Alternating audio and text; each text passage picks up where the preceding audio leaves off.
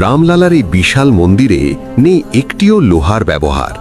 এখানে কোথাও লোহা বা স্টিলের মতো ধাতু ব্যবহার করা হয়নি, কারণ লোহা সহজেই মরিচা ধরে। তাই এই মন্দিরকে হাজার হাজার বছর ধরে নতুনের মতো টিকিয়ে রাখার জন্য বিশেষ প্রযুক্তি ব্যবহার করা হয়েছে। এই মন্দিরের নির্মাণে এক অসাধারণ কৌশল ব্যবহার করা হয়েছে, যেখানে পাথরের মধ্যে গর্ত করে আরেকটি পাথর বা খুঁটি ঢুকিয়ে দেওয়া হয়েছে।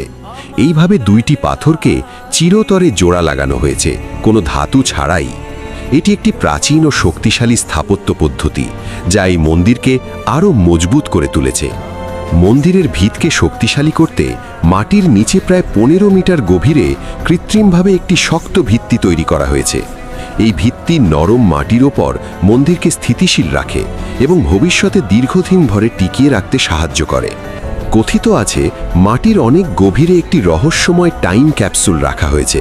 এই টাইম ক্যাপসুলটি তামা দিয়ে তৈরি, যা সহজে মরিচা ধরে না এবং হাজার হাজার বছর পর্যন্ত অক্ষত থাকতে পারে।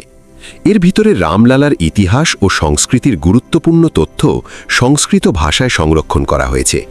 এর উদ্দেশ্য হল, ভবিষ্যতে যদি কখনো এই মন্দির মাটির নিচে চাপা পড়ে যায়, তখন ভবিষ্যৎ প্রজন্ম খনন করে এই তথ্য খুঁজে পাবে এবং জানবে যে এখানে রামলালার জন্মস্থান ছিল। এই মন্দির শুধু একটি স্থাপনা নয়, এটি ভক্তি, বিশ্বাস এবং অসাধারণ ইঞ্জিনিয়ারিংয়ের এক অনন্য উদাহরণ।